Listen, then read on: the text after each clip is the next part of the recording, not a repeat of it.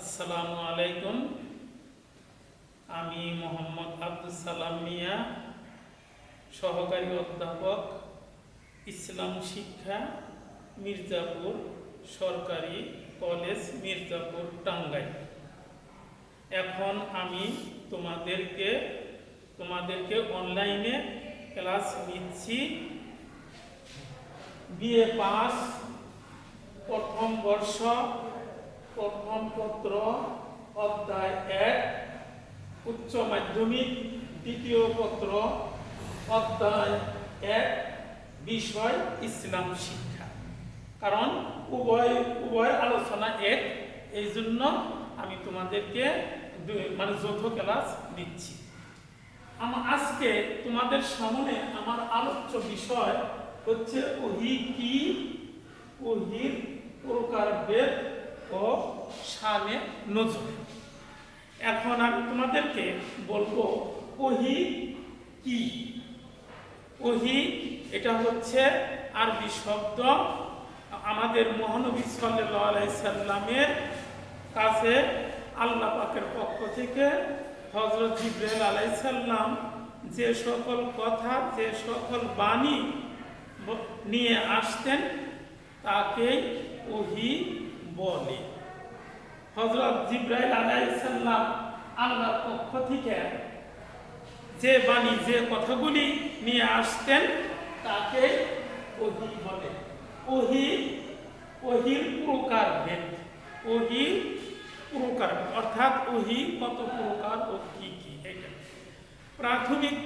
প্রাথমিক পর্যায়ে ওহী দুই প্রকার। একটা হচ্ছে ওহিয়ে মাতলু, আরেকটি হচ্ছে ওহিয়ে গায়রে মাতলু। আমাদের মহানবী সাল্লাল্লাহু আলাইহি সাল্লামের নিকট হযরত জিবরাইল আলাইহিস সালাম আল্লাহর পক্ষ থেকে যে সকল কথা বাণী নিয়ে আমাদের নবী করিম সাল্লাল্লাহু আলাইহি সাল্লামের কাছে আসতেন এবং নবী করিম সাল্লাল্লাহু আলাইহি সাল্লামকে পাঠ করে শোনাতেন, সেইগুলি হচ্ছে ওহিয়ে মাতলু। ওহিয়ে মাতলু অর্থাৎ হযরত জিবরাইল আলাইহিস সালাম পাঠ করে মহানবী সাল্লাল্লাহু আলাইহি সাল্লামকে শোনাইছেন, সাথে সাথে আমাদের প্রিয় নবী সাল্লাল্লাহু আলাইহি সাল্লাম সেই কথাগুলি মুখস্থ করছেন এবং সেই কথাগুলি তার সাহাবীদের নিকট বলছেন। সেইটাই ওহিয়ে মাতলুই হচ্ছে আমাদের পবিত্র কোরআন বা কালামে পাক। এইটা হচ্ছে ওহির এক প্রকার। দ্বিতীয় প্রকার ওহী হচ্ছে ওহিয়ে গায়রে মাতলু। এটা হযরত জিবরিল আলাইহিস সালাম আসে নাই, স্বয়ং আল্লাহ তাআলাই আমাদের প্রিয় নবী হযরত মুহাম্মদ সাল্লাল্লাহু আলাইহি সাল্লামের অন্তরে কি আল্লাহ তাআলা উদয় করে দিয়েছেন এবং রাসূল সাল্লাল্লাহু আলাইহি সাল্লাম সেই কথাগুলি প্রকাশ করছেন বা মুখে বলছেন বা সাহাবীদেরকে বলেছেন। এই যে কথা, এগুলি হচ্ছে ওহিয়ে গায়রে মাতলু, অর্থাৎ আল্লাহর পক্ষ থেকে সরাসরি তেলাওয়াত হয়নি, যেটা আমাদের রাসূল সাল্লাল্লাহু আলাইহি সাল্লামের অন্তরের থেকে সে বলছেন। এটাই হচ্ছে আল্লাহর নির্দেশেই বলছেন। আল্লাহ তাআলাই তার কাছে, তার অন্তরে আল্লাহ তাআলাই ঢাইলা দিয়েছেন যে কথাগুলি, সেই কথাগুলি হচ্ছে ওহিয়ে গায়রে মাতলু। এছাড়াও হযরত আনোয়ার শাহ কাশ্মীরি রহমাতুল্লাহ আলাই বলছেন ওহী সাধারণত 3 প্রকার। একটা হচ্ছে ওহিয়ে কালবি, আরেকটা হচ্ছে ওহিয়ে ইলাহি, আরেকটি হচ্ছে ওহিয়ে মালিক, ওহিয়ে মালাকি। তো ওহিয়ে কালবি যেটা, সেটা হলো আল্লাহ তাআলা রাসূল সাল্লাল্লাহু আলাইহি সাল্লামের অন্তরে যে কথাগুলি, যে বাণীগুলি আল্লাহ তাআলা তার অন্তরে ঢেলে দিয়েছেন, সেগুলি ওহিয়ে কালবি, বুঝলা, যেটা অন্তরে থেকে আসছে সেটাই। আরেকটা হচ্ছে ওহিয়ে কালামু ইলাহি, একটা হচ্ছে আল্লাহ তাআলা তার সাথে কথা বলছেন। যেমন ধরো আমাদের রাসূল সাল্লাল্লাহু আলাইহি সাল্লাম যখন মেরাজ শরীফে গমন করলেন, যখন তিনি মেরাজে গিয়ে আল্লাহ পাকের অতি নিকটে গেলেন, তখন দেখা গেল যে পর্দার আড়াল থেকে আল্লাহ তাআলা তার সাথে কথা বলতেছেন। এই যে কথাগুলি বলতেছেন আল্লাহ তাআলা সেখানে বলছেন মেরাজে, এগুলিও হচ্ছে উহিয়ে কালামে ইলাহি। এইভাবে ধরো হযরত মুসা আলাইহিস সালাম যখন তুর পর্বতে গেছে, সে আল্লাহর সাথে সে কথা বলছে। আল্লাহ তাআলা তুর পর্বতে হযরত মুসা আলাইহিস সালামের সাথে কথা বলছেন। এই যে মুসা আলাইহিস সালামের সাথে আল্লাহ তাআলা যে কথাটা বলছেন, এটা হচ্ছে মুসা আলাইহিস সালামের সাথে উহিয়ে কালামি, কালামু ইলাহি, মানে আল্লাহ তাআলার কথা। আরেকটি হচ্ছে উহিয়ে মালাকি। মালাকিটা হচ্ছে যেমন ধরো ফেরেশতা হযরত জিবরিল আলাইহিস সালাম রাসূল সাল্লাল্লাহু আলাইহি সাল্লামের কাছে যে সকল কথাগুলি আল্লাহর পক্ষ থেকে এসে বলছেন, সেইগুলি হচ্ছে উহিয়ে মালাকি, মানে ফেরেশতার দ্বারা আসছে। এইভাবে অন্য অন্য নবীদের সাথেও বলছেন কথা, ইন্না ওহাইনা ইলাইকা, হে নবী আপনার কাছে আমি উহি পাঠাইলাম। এই উহি আমি আপনার পূর্বে অন্যান্য নবীদের উপরও আমি এই উহি পাঠাইয়েছিলাম। বুঝলাম? এই হচ্ছে উহিয়ে মালাকি। এইভাবে যেমন যেমন হযরত এই আমাদের প্রিয় নবী হযরত মুহাম্মদ সাল্লাল্লাহু আলাইহি সাল্লামের নিকট হযরত জিবরিল আলাইহিস সালাম কখনো মানুষের রূপ ধরে আসছে, আবার সিদরাতুল মুনতাহায় সে তার আসল রূপে সে তার কাছে উহি নিয়ে আসছে। তাই যে রাসূল সাল্লাল্লাহু আলাইহি সাল্লাম বলেছে যে আমি হযরত জিবরিল আলাইহিস সালামকে তার আসল রূপে সিদরাতুল মুনতাহায় দেখেছি। কেমন? যে হযরত জিবরিল আলাইহিস সালামের কি ছিল? ৬০০টি পাখা ছিল। এক একটি পাখা এই পশ্চিম হইতে পূর্ব পর্যন্ত বিশাল, অর্থাৎ পৃথিবীর ন্যায় এক একটি পাখা তার মানে বিশাল ছিল। তাহলে এই রকমের ৬০০ পাখা তার ছিল। তাহলে হযরত জিবরাইল আলাইহিস সালাম কত বিশাল ছিলেন। অর্থাৎ এই জিবরিল আলাইহিস সালাম রাসূলের কাছে যে সকল কথা, যে সকল বাণী নিয়ে আসছেন, এগুলিকে বলা হয় উহিয়ে মালাকি। এইভাবে জিবরিল আলাইহিস সালাম রাসূল সাল্লাল্লাহু আলাইহি সাল্লামেরও পূর্বে আরো অন্যান্য বহু নবীদের কাছে উহি আল্লাহর তরফ থেকে উহি বাণী নিয়ে আসতেন, যে রকমের আমাদের নবী করিম সাল্লাল্লাহু আলাইহি সাল্লামের নিকট নিয়ে আসছেন। তাই মানে পবিত্র কোরআনেও আল্লাহ পাক বলেছেন, মা ইয়ানতিকু আনিল হাওয়াই ইন হুয়া ইল্লা ওয়াহিয়ুন ইউহা। আমাদের নবী কখনো নিজ ইচ্ছায় কোনো কথা বলেন না যতক্ষণ পর্যন্ত তার কাছে থেকে মানে কোনো উহি না আসে। অর্থাৎ জিবরিল আলাইহিস সালাম কোনো বাণী বা কোনো আদেশ বা নিষেধ আল্লাহর পক্ষ থেকে রাসূল সাল্লাল্লাহু আলাইহি সাল্লামের কাছে যে পর্যন্ত নিয়ে না আসে সে পর্যন্ত তিনি কোনো কথা বলেন না। যেমন ধরো একটি ঘটনা আমি তোমাদেরকে বলতেছি। দুই সাহাবী আলোচনা করতেছে যে রাসূল সাল্লাল্লাহু আলাইহি সাল্লামের কাছে যে উহি আসে, ফেরেশতা আসে, ফেরেশতা তো কিছু দেখি টেকি না। তখন সেই সাহাবী বলতেছে যে রাসূলের কাছে যখন উহি আসে আমি তোমাকে দেখাবো যে এখন রাসূল সাল্লাল্লাহু আলাইহি সাল্লামের কাছে উহি আসছে যে চলো যাই। তখন সেই সাহাবীকে নিয়ে রাসূল সাল্লাল্লাহু আলাইহি সাল্লামের কাছে এই সাহাবী নিয়ে গেলেন। তখন হুজুর সাল্লাল্লাহু আলাইহি সাল্লাম ছিলেন জিরানায় একটি পাহাড়ের নাম। ওই মক্কা বা মদিনার দূরে একটি পাহাড়, সেই পাহাড়ের উপরে রাসূল সাল্লাল্লাহু আলাইহি সাল্লাম তার কিছু সাহাবী নিয়ে অবস্থান করছিলেন। এমত অবস্থায় এরা দুজনে আসলো। আয়েশা দেখে যে হুজুর সাল্লাল্লাহু আলাইহি সাল্লামের চারপাশে সাহাবারা ঘেরাও করে বসে আছে। এমন সময় এক ব্যক্তি এসে হুজুরকে জিজ্ঞেস করতেছেন, হে আল্লাহর নবী, হজের মধ্যে ইহরাম বাঁধা অবস্থায় কি কোনো আতর বা কোনো খুশবু বা সুগন্ধি ব্যবহার করা যাবে? হুজুর সাল্লাল্লাহু আলাইহি সাল্লাম তো আর পারে না। হুজুর সাল্লাল্লাহু আলাইহি সাল্লাম তো নিজ ইচ্ছা করে কোনো কিছু বলবে না। এমন সময় দেখা গেল হঠাৎ করে রাসূল সাল্লাল্লাহু আলাইহি সাল্লামের মুখ লাল হয়ে গেল এবং তার নিঃশ্বাস জুড়ে মানে নিঃশ্বাস করতে শুরু করলেন। করার পরে অন্যান্য সাহাবীরা তার উপর দিয়া চাদর উড়িয়ে দিল যাতে রৌদ্র না লাগে। রাসূল সাল্লাল্লাহু আলাইহি সাল্লাম তো একটু সংজ্ঞাহীন হয়ে গেলেন। সংজ্ঞাহীন হয়ে গেলেন। তখন তিনি বলল যে এই যে এখন রাসূল সাল্লাল্লাহু আলাইহি ওয়াসাল্লামের কাছে ওহী আসছে, এই যে রাসূল সাল্লাল্লাহু আলাইহি ওয়াসাল্লামের কাছে ওহী আসছে। দেখা গেল যে কিছুক্ষণ পরে রাসূল সাল্লাল্লাহু আলাইহি ওয়াসাল্লাম আবার স্বাভাবিক হলেন, উঠা বলল যে কে আমাকে প্রশ্ন করছিলা যে হজের মধ্যে ইহরাম বাঁধা অবস্থায় সুগন্ধি বা আতর ব্যবহার করা যাবে কি কে? তখন এক সাহাবী বলল যে হুজুর আমি আপনাকে এটা জিজ্ঞেস করছিলাম। তখন বলল যে হ্যাঁ, তুমি হজের মধ্যে ইহরাম বাঁধা অবস্থায় তুমি আতর ব্যবহার বা সুগন্ধি ব্যবহার করতে পারবে। এই হাদিসটি কিতাব নাসাই শরীফে আছে, কিতাবুল মানাসিক। তোমরা যদি নাসাই শরীফ কখনো পড়ো তাহলে তোমরা ওই নাসাই শরীফে মানাসিকুল হাজ এই অধ্যায়টার মধ্যে দেখে নিও, এই হাদিসটা সেখানে আছে। তো ইচ্ছা করলে কিন্তু রাসূল সাল্লাল্লাহু আলাইহি ওয়াসাল্লাম এক সাহাবী বলল যে হুজুর ইহরাম বাঁধা অবস্থায় কি সুগন্ধি বা অমুক গাছের তৈরি আতর, অমুক গাছ থেকে যে আতর তৈরি করা হয় এই আতর কি ব্যবহার করা যাবে? হুজুর কিন্তু বলে দিতে পারতো হ্যাঁ পারবা, কিন্তু তা কিন্তু তিনি বলেন নাই। অর্থাৎ তিনি নিজ ইচ্ছায় কোনো কথা নিজের থেকে বলেন না যতক্ষণ পর্যন্ত আল্লাহর তরফ থেকে জিবরাইল কোনো কথা নিয়ে না আসে। এটাই হলো তার বাস্তব প্রমাণ।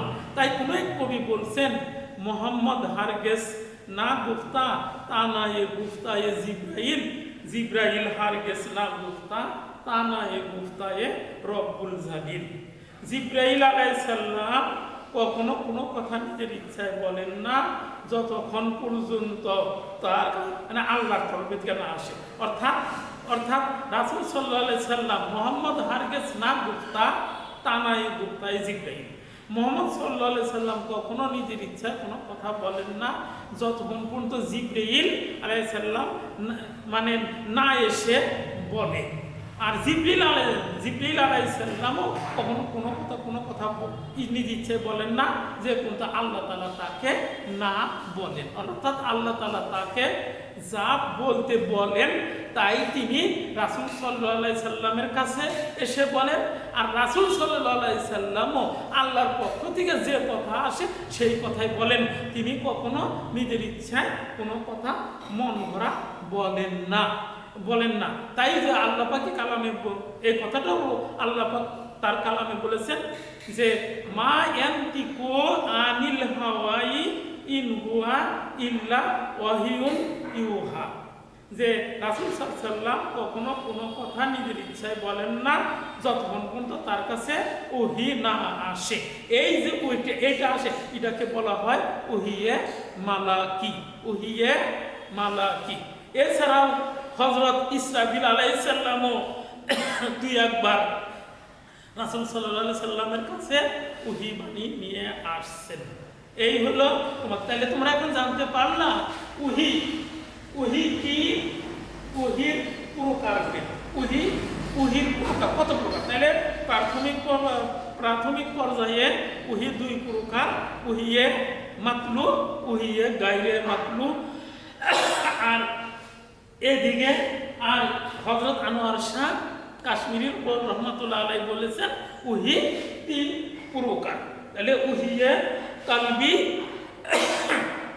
আর হইল ওহিয়ে কালামে ইলাহি, আর হচ্ছে ওহিয়ে মালাকি। অর্থাৎ ফেরেশতা জিবরিল আলাইহিস সালাম রাসূল সাল্লাল্লাহু আলাইহি সাল্লামের কাছে যে সকল কথা বাণী নিয়ে আসছেন সেইগুলি হচ্ছে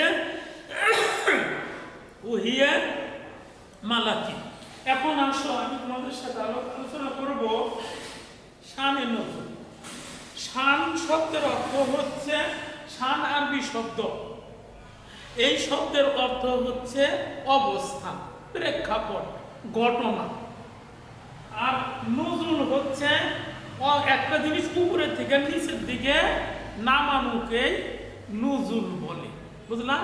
শানে নজুল অর্থাৎ পবিত্র কোরআনের প্রতিটি আয়াত বা প্রতিটি সূরা যে সকল প্রেক্ষাপটে বা যে ঘটনাক্রমে বা যে অবস্থার পরিপ্রেক্ষিতে অবতীর্ণ হয়েছে তাকেই বলে শানে নজুল।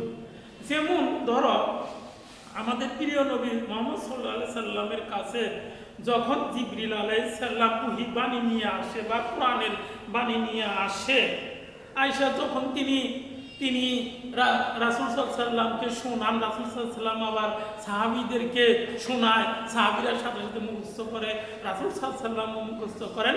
তখন আব্দুল্লাহ ইবনে উবাই নামে একজন মুনাফিক ছিল, বুঝলাম।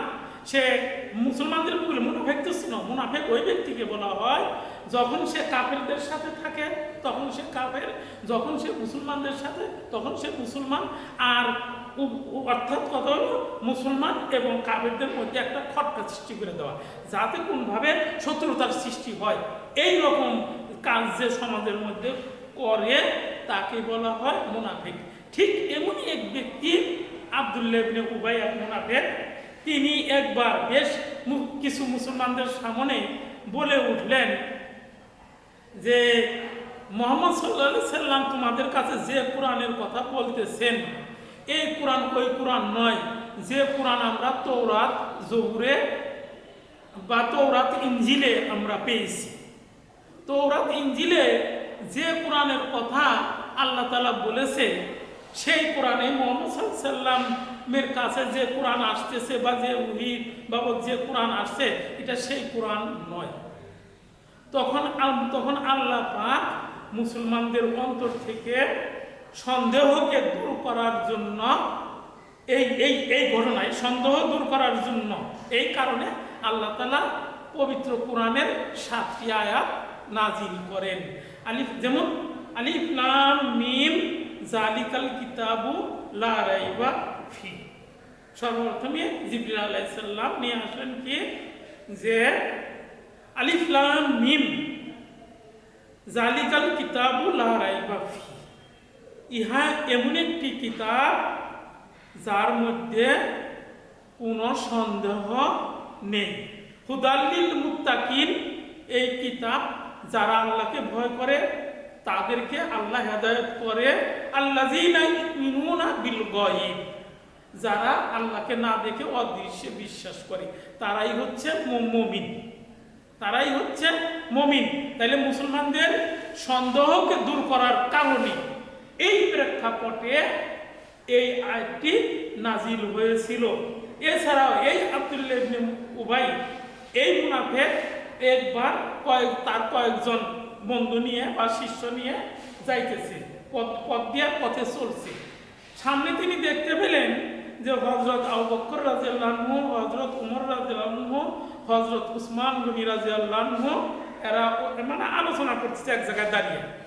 তখন তিনি কয়েকজন সাহাবী নিয়ে মানে এই আব্দুল্লাহ ইবনে উবাই তার কয়েকজন শিষ্য নিয়ে ওই আবু বকর রাদিয়াল্লাহু আনহু এবং সাহাবীদের সম্মুখে উপস্থিত হলেন, হয়ে তাদের প্রশংসা শুরু করলেন। আবু বকর রাদিয়াল্লাহু আনহুকে সামনে রেখে তার অনেক প্রশংসা করতে শুরু করলেন। আবার হযরত উমর রাদিয়াল্লাহু আনহুর দিকে তাকিয়ে অনেক প্রশংসা করতে শুরু করলেন। এইভাবে উসমান গনি রাদিয়াল্লাহু আনহু, এইভাবে আলী কারামুল্লাহ আজম এদের সাথে খুব প্রশংসা করলেন। এরপরে এই সাহাবীরা অর্থাৎ আবু বকর রাদিয়াল্লাহু আনহু, উমর ফারুক রাদিয়াল্লাহু আনহু, উসমান গনি রাদিয়াল্লাহু আনহু, আলী কারামুল্লাহ আজম রাদিয়াল্লাহু আনহু এরা চলে গেলেন। চলে যাওয়ার পরে বলতেছে যে দেখো এদেরকে কি খুশি করে দিলাম, আমরা তো আসলে ঠিকই আছি। কিসের আমরা মুসলমান হয়েছি, আমরা তো আসলে আমরা আমাদের আসল জায়গায় ঠিক আছি, এদেরকে খুশি করে দিলাম, তামাশা করলাম। তামাশা করলাম। এই যে তখন আল্লাহ তাআলা ওয়াইযা লাকুল্লাযিনা আমানু কালু আমান্না, কি করলো যে যখন তারা মুমিনদের সাথে মিলিত হয় তখন তারা বলে কালু ইন্না মা আনা মানে আমনা, তখন বললো যে নিশ্চয়ই আমরা মা আকুম, নিশ্চয়ই আমরা তোমাদের সাথে আছি। যখন তারা মুসলমানদের স্বীকার হয়, আর যখন তারা মুসলমানদের নিকট থেকে আলাদা হয়ে যায় তখন তারা স্বীকার করে না। কি হয়ে যায় তখন তারা বলে যে আমরা আসলে ঠিকই আছি, আমরা মুসলমানদের সাথে উপহাস করি। এই যে এই কারণে পবিত্র কোরআনের আয়াত বা সূরাগুলি নাজিল হয়েছে, এগুলিকে বলে শানে নজুল। এই প্রেক্ষাপটে যে সকল এই ঘটনা বা প্রেক্ষাপটে পবিত্র কোরআনের যে সকল আয়াত বা সূরাগুলি নাজিল হয়েছে তাকেই পবিত্র কোরআনের সূরা বা আয়াতের শানে নজুল বলে। আজকের মতো আমি তোমাদের এই এই এই আলোচনাগুলি আমি শেষ করছি। তোমরা ভালো করে দেখবা, বইগুলো ভালো করে পড়বা। তাহলে কি করলাম আলোচনা? উচ্চ বিষয় সেই ডিগ্রির ছাত্ররা দেখো, উচ্চ মাধ্যমিকের ছাত্ররা দেখো, বিষয় ইসলাম শিক্ষা কি, একটা হচ্ছে ওহী কি, ওহীর প্রকারভেদ ও শানে নজুল। তোমরা অবশ্যই এগুলি মনে রাখবে আর তোমাদের পাঠ্য বই ভালো করে দেখবে। আজকের মধ্যে আমি তোমাদের আলোচনা এখানেই শেষ করলাম। খোদা হাফেজ।